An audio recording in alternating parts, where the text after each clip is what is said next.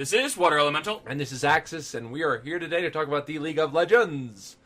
This is an ongoing show where we talk a little bit about everyone's favorite MOBA-style battle game. This week, we have some interesting caveats into the ever-changing game that we all hold dear. First of all, brand new skin. We've talked about this a little bit. We saw some previews of it. It was amazing. And now it's finally here. It's coming out very soon. Dunkmaster Darius.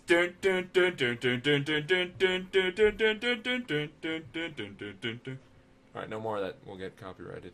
So we got that coming out. We also have minor changes to the Caitlyn skin that's going to be coming out here very soon. On the PBE, we have some massive item changes, as well as some changes to Mr. Urgot, some Summoner's Rift stuff. And then on the player interaction side, what do we have?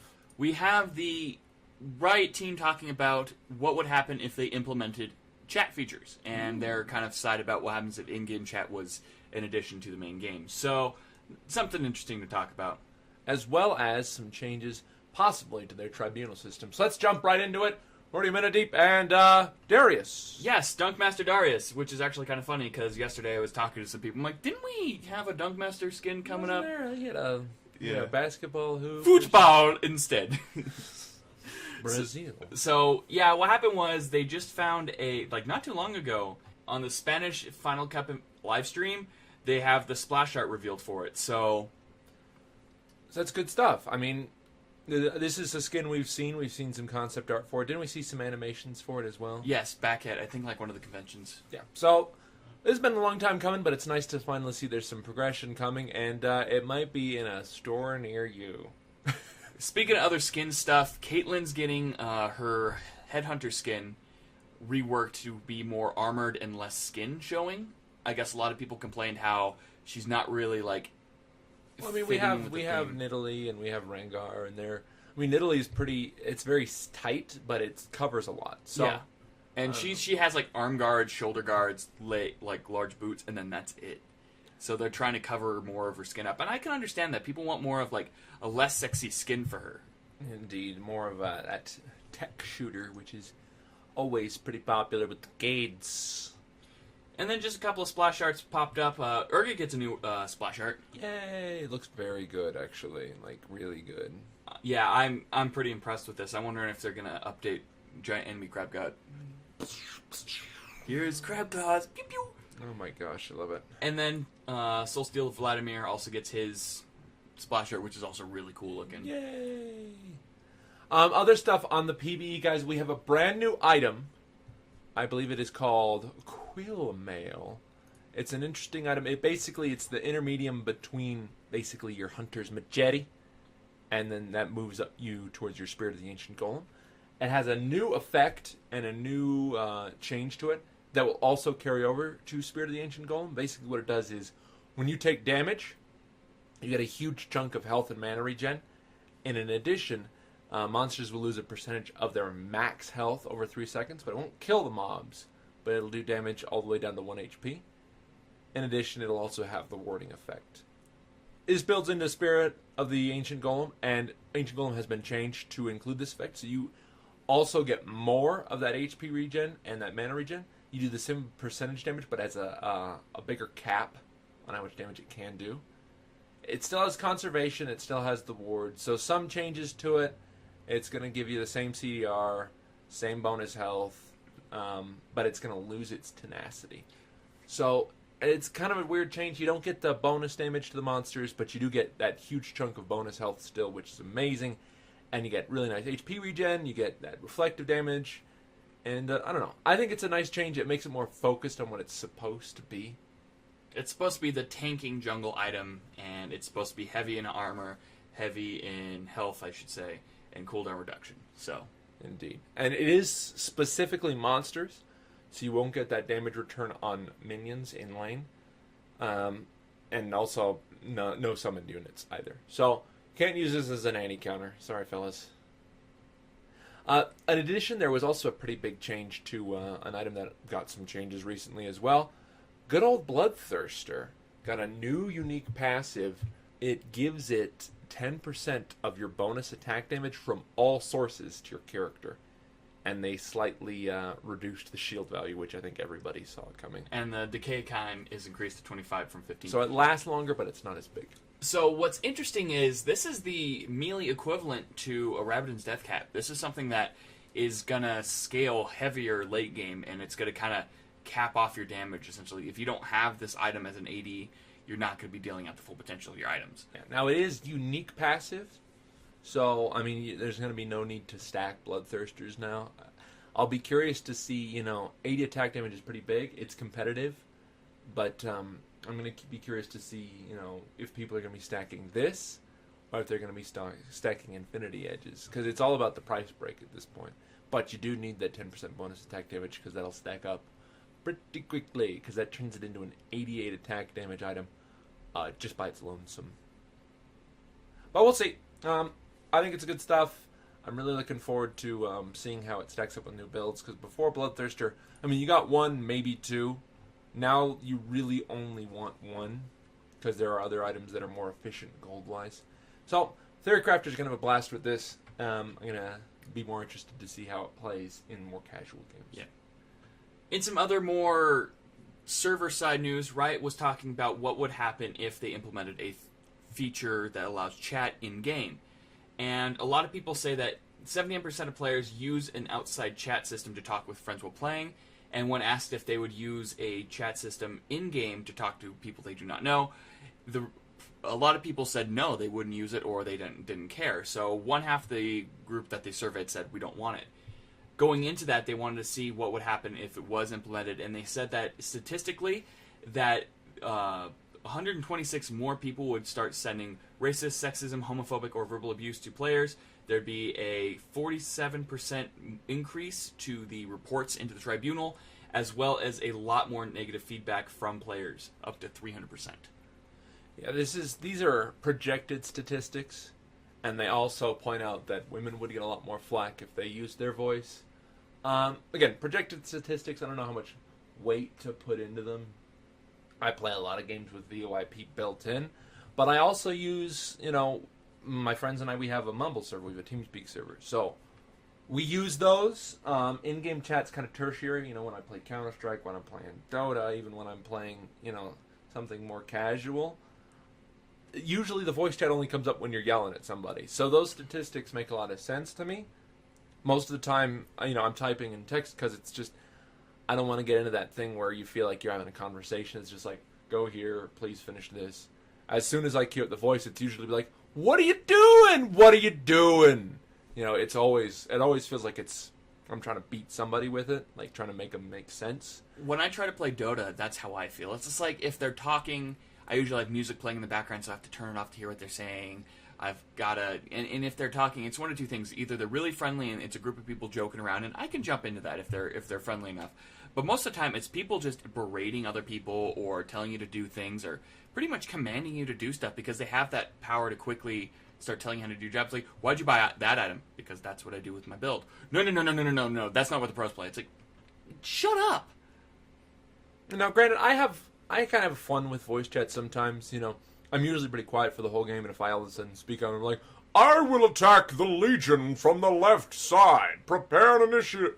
People get a laugh out of that because I can do goofy voices, but that happens so rarely, I don't know that it would be worth the trade-off. I mean, League's community is already pretty charged, so if you enable them, sure, it might root out bad players quickly, but on the flip side, it's going to root out those players having a bad day. Yeah, so it's kind of a toss-up, and ultimately, do you expose yourself to the bad side and clear out that bad side, or do you just let it kind of simmer and know that you don't have to deal with it? We'll see. Most people prefer to use their own VoIP service. I mean, there is an appeal to being like, we have a forge drop, and that other guy, we can finally tell him what to do. It's not like you can't type it to him. It's just inconvenient. So, don't think they need to do it. Their projected statistics make sense, but I think they're a little bit exaggerated, but we'll see. In addition, other community news. What's this Tribunal stuff all about? So they are updating the Tribunal to be more effective and to try to bring in more people that use it because, honestly, a lot of people dropped out of Tribunal after a short period of time. Like, You and I used to use it a lot, but after a while yeah. we were like, it's not worth the time to put in. Well, I would mostly do it when I was bored or waiting on something. Or just, at work. Just some extra IP just for doing a couple of Tribunal reports. But now, what's the point? Yeah, so they're touching up on bringing people in, and they're also seeing that it's an improvement in more effective way. It's not just a general, if you're reported by like 2 or 3 teams in a row or something like that, you're going to be thrown out there. It's going to kind of find those, it's going to hone on those very, very, very toxic players faster. And it says it's to improve about 67% of the players currently on the Tribunal and increase it to about 70 to a 75. So again, a lot more numbers that they're throwing out. I'm not sure how they're getting them, but interesting to see that their system is working. That's good. Yeah, the main thing is, like, they want their Tribunal to really target and be like, you did this, that was wrong for this reason, change it or you're going to get banned. That's what they're trying to do, essentially. And I think it'll pan out pretty great. And they're also looking to add an in-game reward to those who are honorable and have their peers vote as them as positive. So, Summoner's Code, baby! You know, interesting. Maybe we'll see resurgence in Tribunal cases and stuff like that. Yeah, those friendly and cooperative badges go a long way, more than just little banners. See, I still haven't earned one. I had one for a while. How many do you need for it? Because I have like 1,000. It's proportional to games played. Weird. I guess I played too many games and piss off that one person that shoots me back down. Yeah. Oh well. In other news, Dragonmaster Swain is not coming anytime soon. People have been asking if we're going to see the legendary skin for Swain, the Dragon Master, where he'd like transform into a dragon and all that cool stuff. Morello says it's something they want to do, but it's not going to be anywhere in the future. Yeah, they have a long pipeline for all this kind of stuff, and we just sort of got to play at their mercy, unfortunately. And finally, something we talked about last week, that the new Draven Skin is out. I actually got to check it out in-game, and I found out there are a lot more voice acting for that skin than the last time we checked it out. There's a ton. Get right out of town. So if you guys are still kind of on the fence about that, I'm going to correct it now. It is worthwhile skin for Draven. It has a lot of new voice acting, and it makes up for the kind of less than visual differences. Well, that's good. I mean, that was one thing that we really voiced a lot of concerns for. Was the voice work was cool, the SFX were good, but the voice acting we felt like they could have done more, and it sounds like they did. So, awesome stuff. And all right. Move on to our own section here. Our first question comes from Mr. Mester12, and he asks, do you guys still believe we will get an Ultimate Skin this year? Is it one per year, or is it just kind of when they're finished? I mean, we got Chogi and Ezreal in 1 year, and those were both their amazing skins. So, it's a hit or miss right now. I would say, I bet they're working on something. They have a whole year to work on one. I don't think it takes too long to get animations, just planning it out and polishing. Yeah, I mean, they definitely have the infrastructure to do it now. They're not breaking any new ground by doing something similar to Pulsefire. But then again, I don't work at their offices, so I don't know. Well, if we did, we'd probably get the Q dodge. Oh God, we get fired. That was kind of sad to read last time. But oh well.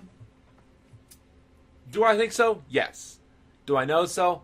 Absolutely not. Do we know who's going to get it? Hopefully Tarek. Jims. Tarek or Trundle? Tarek ought to be one of them. I would be down for a Trundle one, where like when you do your like pillar, like the earth like shakes around. I want it to be a really boring, like low poly, just like really crappy texture skin. His animations would him like freeze and he would just scoot along. Like, it would just be the opposite of polished. I would pay good money to have a skin. Yeah, they put the ultimate price tag on it, and it's just a garbage, just completely out of place, like rendering 150 poly model. It's just terrible. Every now and again, he would just like kind of like flicker or. Ugh, that'd be awesome, is what it would be. His ult would turn like 8-bit. It looks like Cloud Strife in Final Fantasy VII, just like the big cubes. Arms. Worse is there was a game called Legend of Gaia, and their character models looked like sausages. Why not, dude? Ugh. Our next question comes from Anki, and they ask, again about the lore. What do you feel would be best for Riot to do to enhance the lore further? I have a lot of ideas about this. And in-game events would help. That's one thing we've harped on for years, is in-game events. When they did Ionia versus Noxus, 10 players got to do that. 10 got to decide. And they weren't even pro players. They weren't players. even. Yeah, it was totally one-sided because it was a bunch of casuals, and some were better than others, and they were all on the same team. And one of them used Lee Sin, and that changed the balance. Well, no, Lee Sin wasn't out at the time. No, he wasn't out. Udyr was the guy that destroyed. Yes, that's right. It was Udyr, and that's when Riot was like, "Oh, we should probably look at Udyr and then get rid of Locket." Yeah, they removed Locket pretty soon after. That's funny. But that's actually where the Ionian boots come from. Was that event so long ago? But this is something we talked about a long time ago, where events would be awesome. When they first came out with Howling Freylord and the thing where you play the X number of games with a certain character to get the emblem, I thought that was really cool. I feel like they could have done more. They still kind of do that now. If you do the Pentakill thing, where if you play with the Pentakill skin, you get the icon. Indeed. That's something. Just do something where, depending on kills with certain faction champions, would get points towards a giant pool, and at the end that would decide it. Yeah, so that was one cool thing they did with the Jade Festival or the Spring Festival or whatever it was, where players could play and vote, and we would get that skin for that region or that icon for that region. And then your region would have different icons. Indeed, but unfortunately, those were just skins. Those didn't have any lore bearing. So what I want to see them do to sort of enhance the lore is kind of combine all the event things they've done so far. So essentially, Noxus is appealing to the Summoner's Rift to attack a certain area. So all these characters get Noxus tags, and then the region they're attacking gets the Defender tags. And depending on how players play in casual games, not ranked. I don't want this being in ranked, that'll mess things up. No. But in casual games, if you're playing a defending character and it takes in your kills, your deaths, and your assists and applies it to a big pool, and then you could write articles about it, and then based on how the kills went that week, you could say, oh, in the battle, this went that way, this went that way. So I think something that has a tie to gameplay and is not just text on a page, I think is really what League needs now. And they can do it. They can do it as one of the specialty game modes. Like if you want to help your cause, you queue up or go through a special team builder, and then it'll pair you up with people with your same icons. Oh, that'd be cool. That would work, and honestly, that would probably be the best way to do it. Gets people intrigued into the team builder. It gets people intrigued on specialty game modes. That's actually something I think would be really fun. Specialty game modes. And your summoner spells get replaced with warfare abilities. What? So instead of flash and ignite, you have artillery fire and barricades or something. Promote comes back. Yeah, exactly. Surge. Oh my goodness. So right, if you ever want to hire us and we can make your game 10 times better, just give us a call. We will help you out. What are you saying over there? I like pancakes. Stop doing that. But that's, I think, what they should do. I mean, I liked Journal of Justice when it came out. The game was pretty small back then. It was, it was very eventful to sort of read about this subtleties of lore. But I feel like the champion pool is really big right now. So if you try to sort of do targeted stories towards characters, you're just going to have a lot of people left out. Or have really weird stories like Kaz and Malzahar fighting in the mountains, and then Karthus is dead. Karthus was over in the Howling Abyss. Possible. I figured it out. Getting some spooky, scary ghosts. Maybe. Spooky, scary skeleton.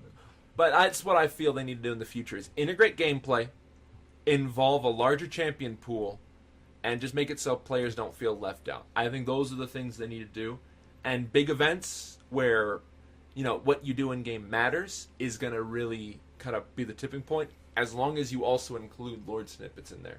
So it's not just like, oh, these guys are fighting. No, it's these guys are fighting for this reason. And here's what's going to happen if X and X happens, and here's some character reactions, and so on. Honestly, Riot won't do anything unless we say stuff.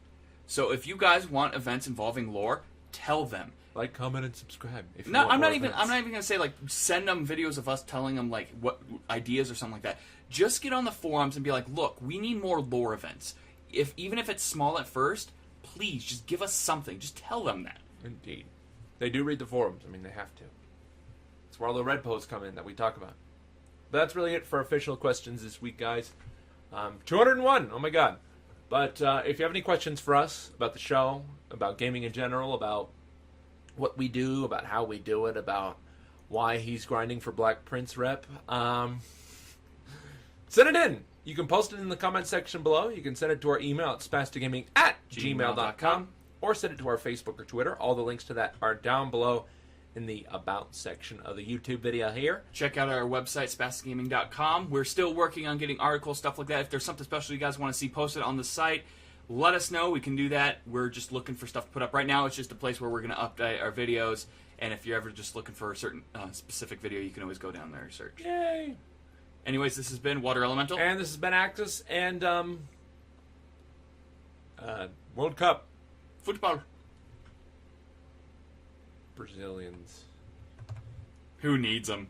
That's mean.